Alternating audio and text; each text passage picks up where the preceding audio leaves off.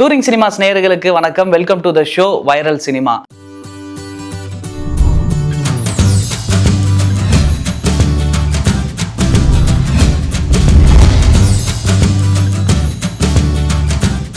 மே 14 சூர்யா ரசிகர்களுக்கு பெரிய விருந்து காத்திருக்கு அப்படின்னே சொல்லலாம். ஏன்னா ரொம்ப நாளாக வெயிட் பண்ணிட்டு இருந்த கருப்பு படம் ரிலீஸ் ஆக இருக்கு. கருப்பு படத்தில் நிறைய அப்டேட் கொடுத்துக்கிட்டே இருந்தாங்க. ரம்ஜான் வாழ்த்து, பொங்கல் வாழ்த்து, அதுக்கப்புறம் நிறைய பாடல்கள் ரிலீஸ் பண்ணாங்க. ஆனால் என்னமோ தெரியல, கருப்பு படத்தில் ரசிகர்கள் மத்தியில், அதாவது சூர்யா ரசிகர்கள் மத்தியிலே ஒரு பெரிய எதிர்பார்ப்பை அந்த படம் கிரியேட் பண்ணல அப்படின்றது ஒரு நிதர்சனமான உண்மையாக இருக்குது. ஏன்னா இதுக்கு முன்னாடி சூர்யா அவர்களோட படம் நிறைய எதிர்பார்ப்பு இருந்தது. அந்த எதிர்பார்ப்பு எல்லாமே ரசிகர்கள் மத்தியில் பூர்த்தி அடைஞ்சதா அப்படின்னா அதுவுமே கொஞ்சம் டவுட்டாக தான் இருந்தது. ஏன்னா ரீசெண்ட் டேஸில் சூர்யா அவர்களுக்கு எந்த படமுமே தேட்டரிக்கலாக ஹிட் கொடுக்கல. ஓடிடியில் சூரரை போட்டு ஜெய்பீம் படங்கள்லாம் சூப்பர் டூப்பராக ஹிட் ஆச்சு. பட் ரசிகர்கள் என்ஜாய் பண்ணுற அளவுக்கு தேட்டரிக்கலாக தேட்டர் மூமெண்ட்டோட ஒரு படம் இன்னமுமே வரல அப்படின்றது ஒரு உண்மை தான். ஸோ நேற்று கருப்பு படத்தினுடைய ஒரு ஈவெண்ட் நடந்திருந்தது. அதில் சூர்யா அவர்கள் இந்த கருப்பு படத்தை பற்றின ஒரு சின்ன எக்ஸ்க்ளூசிவான அப்டேட் சொல்லியிருந்தாரு கதையை பற்றி.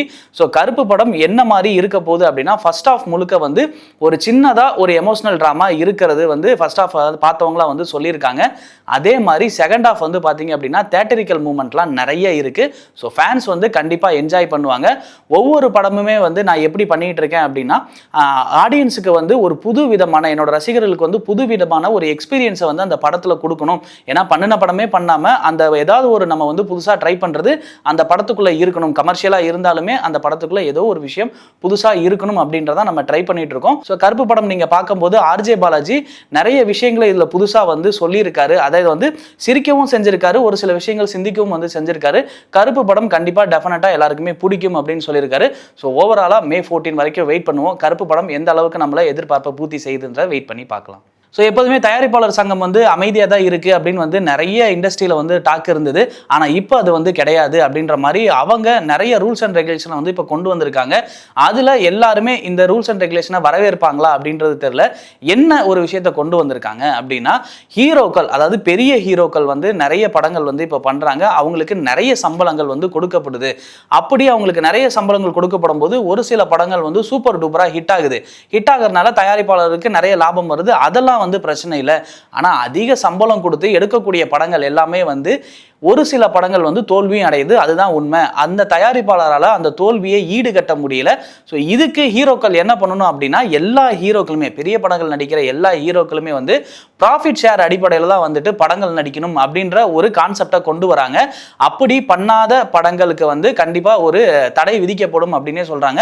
ஏன்னா தயாரிப்பாளர் சங்கத்தில் ப்ராஃபிட் ஷேர் அடிப்படையில் தான் இனிமேல் படங்கள் பண்ணணும் அப்படின்ற ஒரு ரூல்ஸை கொண்டு வந்தாங்க. அப்படின்னா இது எந்த அளவுக்கு இண்டஸ்ட்ரியில ஹெல்தியா இருக்கும் அப்படின்னா, இதுக்கு முன்னாடி தெலுங்கு சினிமாக்கள்ல இப்ப வரைக்குமே இதை தான் பண்ணிட்டு இருக்காங்க. பெரிய ஹீரோக்கள் எல்லாமே ப்ராஃபிட் ஷேர்ல தான் நடிச்சிட்டு இருக்காங்க. அதனால நம்மளும் இதை ஃபாலோ பண்ணோம் அப்படின்னா தமிழ் சினிமா ஒரு பெரிய ஹெல்தியான நிலைமைக்கு வரும். தமிழ் சினிமாவை இப்ப காப்பாற்ற முடியும் அப்படின்னு தயாரிப்பாளர் சங்க தலைவர் தமிழ்குமரன் அவர்கள் சொல்லியிருக்காங்க.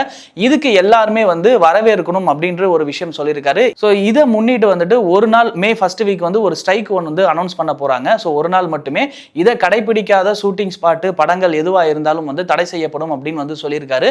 ஸோ ஓவராலாக வெயிட் பண்ணி பார்ப்போம், இந்த அடிப்படையில் ஹீரோக்கள் நடிக்க வராங்களா இல்லையா அப்படின்னு சொல்லிட்டு. ஸோ எப்போதுமே ரசிகர்கள் ஒரு படத்துக்காக வெயிட் பண்ணாங்க அப்படின்னா பெரிய ஏமாற்றம் அப்படின்றது கண்டிப்பாக நிச்சயமாக இருக்கும். அந்த மாதிரி தான் இப்போ ஒரு படத்துக்கு ஏமாற்றம் அப்படின்னே சொல்லலாம்.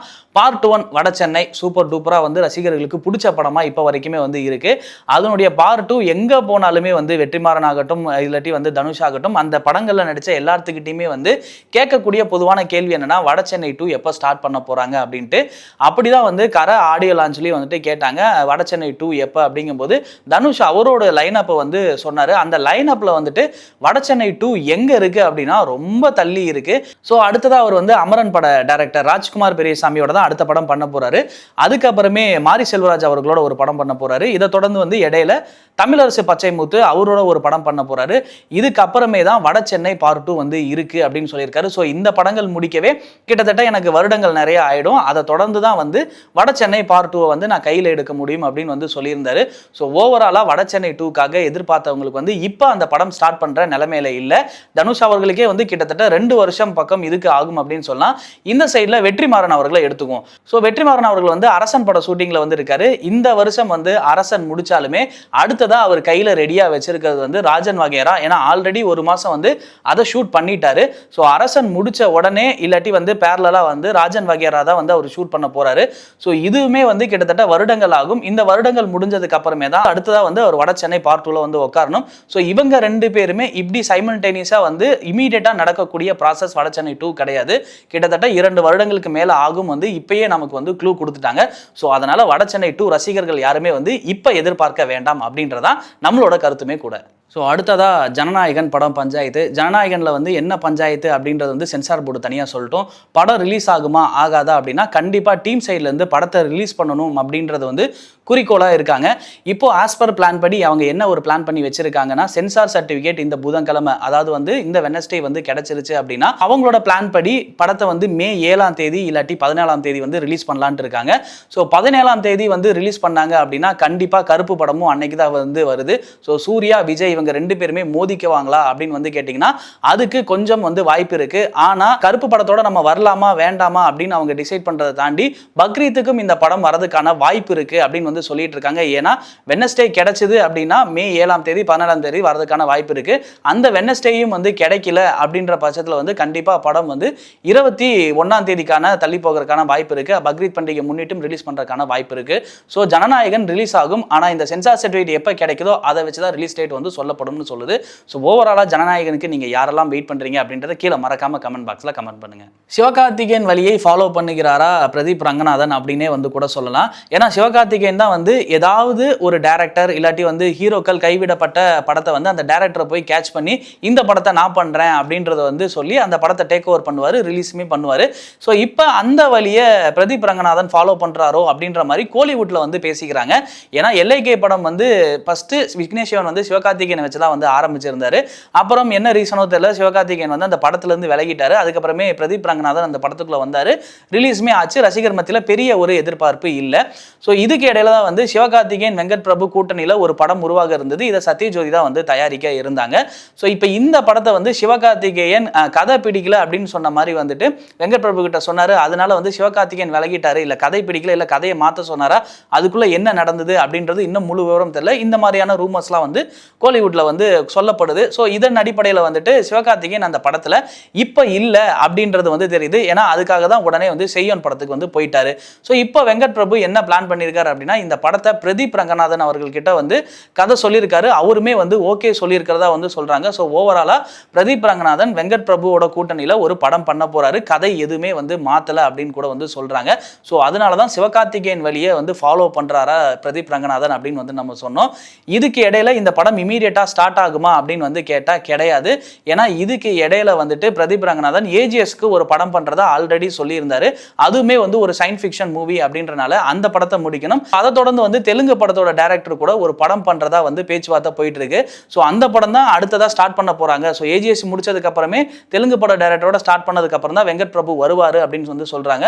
ஸோ பிரதீப் ரங்கநாதமே வந்து லைன் அப்ல ஒரு பெரிய பெரிய படங்களை வந்து செட் பண்ணி வச்சிருக்காரு. ஆனா இந்த வெங்கட் பிரபு பிரதீப் ரங்கநாதன் காம்போ எப்படி இருக்கும் அப்படின்றத கீழே மறக்காம கமெண்ட் பாக்ஸ்ல கமெண்ட் பண்ணுங்க. இதுக்கப்புறமே இன்னொரு தெலுங்கு பட டைரக்டரோட வந்து இணைய போறாரு நம்ம ஊரு ஹீரோ. அவர் யாரு அப்படின்னா நம்ம கார்த்திக். ஸோ இதுக்கு முன்னாடி சூர்யா அவர்கள் விஸ்வநாதன் சன்ஸ்ல வெங்கி அட்லூரியோட டைரக்ஷன்ல விஸ்வநாதன் சன்ஸ் படம் வந்து பண்ணாரு. ஸோ இதை தொடர்ந்து கார்த்தி அவர்களுமே வந்து அதே ப்ரொடக்ஷனுக்கு இன்னொரு தெலுங்கு பட இயக்குனரோட வந்து படம் பண்ண இருக்காரு. அவர் யாரு அப்படின்னா அகண்டா படத்தினுடைய டைரக்டரும் நம்ம கார்த்தி அவர்களும் இணைந்து ஒரு படம் பண்ண போறாங்க அப்படின்னு வந்துட்டு உறுதியான தகவல்கள்லாம் வந்து வருது. ஆனா கார்த்தி அவர்கள் தெலுங்கு பட டைரக்டரோட கன்ஃபார்மா பண்ண போறாரு. ஆனா டைரக்டர் லிஸ்ட் தான் வந்து அடிக்கடி வந்து மாறிக்கிட்டே இருக்கு. அதுல இப்போ வந்துட்டு அகண்டா படத்தினுடைய டைரக்டர் பொய்யாப்பட்டி ஸ்ரீனி அவர்கள் தான் வந்து இருக்காங்கன்னு சொல்றாங்க. இதுக்கப்புறமே கார்த்தி யாரோட படம் பண்ண போறாரு அப்படின்னா வந்து மடோன் அஸ்வினோட ஒரு படம் பண்ண போறாரு. ஸோ ஆல்ரெடி வந்துட்டு மண்டேலா மாவீரன் 2 சூப்பரான படங்கள் வந்து கொடுத்திருந்தாரு. ரசிகர் மத்தியிலும் ஒரு பெரிய வரவேற்பு இருந்தது. இதுக்கிடையில மடோன் அஸ்வின் வந்து விக்ரமுக்கு ஒரு கதை சொல்லிட்டு அந்த கதை வந்து சரியா நடக்கல. அந்த படம் வந்து மடோன் அஸ்வின் வெளியே வந்துட்டாரு அந்த ஒரு விஷயத்துல இருந்துட்டு. ஸோ இப்போ கார்த்தியோட ஒரு படம் பண்ண போறாரு மடோன் அஸ்வின் அப்படின்றதா வந்து கோலிவுட்ல பரபரப்பாக வந்து பேசிட்டு இருக்காங்க. ஸோ விஷால் வந்து அதிரி புதிரியா வந்து புருஷனோட அந்த டைட்டில் ரிலீஸ் வந்து இருந்தது. ஓகே, மகுடத்துக்கு முன்னாடி புருஷன் தான் வரப்போகுது அப்படின்னு எல்லாருமே எதிர்பார்த்துட்டு இருந்த நிலைமையில சுந்தர் சி அரசியலுக்கு போயிட்டாரு. அதாவது வந்து புருஷனை கொஞ்ச நாள் வந்து அப்படியே நிப்பாட்டி வைக்கலாம் அப்படின்னு சொல்லிட்டாரு. ஸோ இதுக்கிடையில விஷால் தான் வந்துட்டு மகுடம் படத்தை டைரக்ட் பண்ணிட்டு இருந்தாரு. எல்லாருக்குமே தெரியும் காக்கி நாடால தான் வந்து அடுத்த ஒரு ஷெட்யூல் வந்து போக போறாங்க அப்படின்னு சொல்லிட்டு இருந்தாங்க. அங்க என்னவா ஷூட் பண்ண போறாங்க அப்படின்னா வந்து படத்தினுடைய சாங்கை ஷூட் பண்ண போறாங்க அப்படின்னு வந்து தெரிஞ்சிருக்கு. சாங்கையும் ஷூட் பண்ணிட்டு வந்துட்டாங்க ஆக்சுவலா. ஸோ அஞ்சலி தான் அந்த சாங்ல இருக்காங்க அப்படின்னு வந்து நினைக்கலாம். ஏன்னா ஒரு பெரிய தேங்க்ஸ் வந்து அஞ்சலிக்கு வந்து சொல்லியிருந்தாரு. ஸோ இதை வச்சு அஞ்சலி அந்த சாங்ல இருக்காங்க அப்படின்றத நம்ம தெரிஞ்சுக்கலாம். இதை தொடர்ந்து வந்து படத்துல ஒரு 90s போர்ஷன் வந்து படத்துல இருக்கு. அதுதான் படத்துல முக்கியமான ஒரு போர்ஷனா இருக்க போகுதுன்னு வந்து சொல்றாங்க. அதையும் படத்துல வந்து ஷூட் பண்ணி முடிச்சிருக்காரு டைரக்டர் விஷால். ஸோ இதை தொடர்ந்து சென்னையில அடுத்த வாரம் வந்து ஃபுல்லா வந்து படத்தினுடைய மொத்த படப்பிடிப்பையுமே ஷூட் பண்ணி முடிக்க போறாங்க. மகுடம் விஷால் அவர்கள் முதல்ல வந்து டைரக்டரா அறிமுகமாகிறாரு. இந்த படத்தினுடைய சில டைட்டில் வீடியோஸ்லாம் வந்து ரிலீஸ் பண்ணியிருந்தாங்க. எல்லாருக்குமே வந்து ரொம்ப பிடிச்சிருந்தது. இந்த படம் என்னவா இருக்க போகுது அப்படின்ற ஒரு கியூரியாசிட்டியை வந்து எல்லாத்தின் மத்தியிலும் ஏற்படுத்துச்சு அப்படின்னே கூட சொல்லலாம். ஸோ ஓவராலா விஷாலோட டைரக்ஷன்ல வந்து துப்பறிவாளன் 2 வருதோ இல்லையோ மகுடம் கண்டிப்பா வரும். ஸோ மகுடம் படத்தை எப்படி டைரக்ட் பண்ணியிருக்க போறாரு விஷால் அப்படின்னு சொல்லிட்டு எல்லாருமே ஈகரா வெயிட் பண்றாங்க. ஸோ இதை தொடர்ந்து வந்து லோகேஷ் கனகராஜ் வந்து அல்லு அர்ஜுனை வச்சு ஒரு படம் வந்து பண்ண போறாரு. இதுக்கிடையில வந்து ஹீரோவா ஒரு படம் வந்து பண்ணிட்டு இருக்காரு. இந்த படத்துக்கு வந்து டிசி அப்படின்னு வந்து டைட்டில் வச்சிருந்தாங்க. இந்த படத்தினுடைய டைட்டில் வீடியோ கூட வந்து ரிலீஸ் பண்ணியிருந்தாங்க. எல்லாத்துக்குமே வந்து ஒரு பெரிய எதிர்பார்ப்பு இருந்தது. என்னன்னா வந்து இவர் எடுத்தாலுமே வயலன்ஸ் இருக்கு, இவர் நடிச்சாலுமே வயலன்ஸ் இருக்கு அப்படின்ற மாதிரியான ஒரு டாக்கும் இருந்தது. இந்த படத்தினுடைய ஷூட்டிங் இப்போ வந்து முடிச்சிருக்காங்க. ஸோ ஓவராலா இதுக்கப்புறமே படம் வந்து எப்போ ரிலீஸ் பண்ண போறாங்க அப்படின்றது எல்லாமே கூடிய விரைவில் வந்து தகவல்கள் வரும். ஆனால் இந்த படமும் எப்படி இருக்க போகுது, ஏன்னா முதல்ல லோகேஷ் கனகராஜ் ஹீரோவா நடிக்கிறாரு அப்படின்ற போது ஸோ எல்லாருக்குமே வந்து ஒரு கியூரியாசிட்டியும் ஒரு ஆர்வமும் வந்து இருக்கு இந்த படம் எப்படி வந்திருக்க போகுதுன்னு. ஏன்னா இந்த படத்தினுடைய டைரக்டரும் ஒரு ஒன் ஆஃப் த விஷயம் அப்படின்னு கூட வந்து சொல்லலாம். ஏன்னா இதுக்கு முன்னாடி அவர் எடுத்த ராக்கி ஆகட்டும், சாணி காகிதம் ஆகட்டும், அதுக்கப்புறம் வந்து கேப்டன் மில்லர் ஆகட்டும், எல்லா படங்களுமே வந்துட்டு ஒரு வைலன்ஸ் அதே மாதிரியான இதுக்கு முன்னாடி நம்ம பார்க்காத ஒரு லேண்ட்ஸ்கேப்பை வந்து கிரியேட் பண்ணியிருந்தாரு. ஸோ டிசி படமே என்ன மாதிரியான லேண்ட்ஸ்கேப்ல இருக்க போகுது அப்படின்றத பொறுத்து இருந்து பார்ப்போம். அடுத்ததா நம்ம அமீர் கான். ஸோ அமீர் கான் அவர்கள் வந்துட்டு அவரோட ப்ரொடக்ஷனில் அவர் பையனை வச்சு ஒரு படம் வந்து பண்ணியிருக்காரு. அந்த படத்தில் ஹீரோயின் வந்து சாய் பல்லவி தான். ஸோ இந்த படத்தை பார்த்த அமீர் கான் என்ன பண்ணியிருக்காரு அப்படின்னா ப்ரீமியர் ஷோவில் சாய் பல்லவியை புகழ்ந்து தள்ளி பாராட்டியிருக்காரு. என்ன சொல்லியிருக்காரு அப்படின்னா இந்தியாவிலேயே ஒரு பெஸ்ட் ஆக்ட்ரஸ் அப்படின்னா வந்து சாய் பல்லவி தான் அப்படின்னு வந்து சொல்லியிருக்காரு. ஏன்னா அவங்களோட பர்ஃபார்மன்ஸை பார்த்துட்டு நான் ரொம்பவே வந்து அழுதுட்டேன் அப்படின்னு வந்து சொன்னார். ஸோ இவர் சொன்னதில் எந்த ஒரு ஆச்சரியமுமே இல்லை அப்படின்னே வந்து சொல்லலாம். ஏன்னா சாய் பல்லவி அவர்களோட நடிப்பு அப்படின்றது வந்து எல்லாத்து மத்தியிலையும் வந்து பாராட்டப்பட்டிருந்துச்சு. இப்போ அமீர் கான் அவர்களுமே பாராட்டியிருக்காரு அப்படின்றது எல்லாருக்கு மத்தியிலுமே வந்து ஒரு ஹாப்பியா இருந்தாலும் சாய் பல்லவிக்கு இந்த கிடைக்கிற வரவேற்பு இதை விட இன்னும் அதிகமாக தான் இருக்கும் அப்படின்னே வந்து நம்பலாம். ஏன்னா அவங்களோட எல்லா படங்களுமே அவங்க கொடுக்கக்கூடிய நடிப்பு வந்து ஏதோ ஒரு கட்டத்தில் வந்து எல்லாத்து மத்தியிலும் ஈர்க்கப்படுது அப்படின்றதா வந்து உண்மை. ஸோ சாய் பல்லவி அவர்களோட ஆக்டிங் இந்த படத்தில் எப்படி இருக்கு அப்படின்றத பொறுத்து இருந்து பார்ப்போம். ஸோ இதோட நான் கிளம்புறேன். நெக்ஸ்ட் வர வைரல் சினிமாவில் உங்களை வந்து மீட் பண்றேன். Until bye from signing off VJ Arjun Manikandan.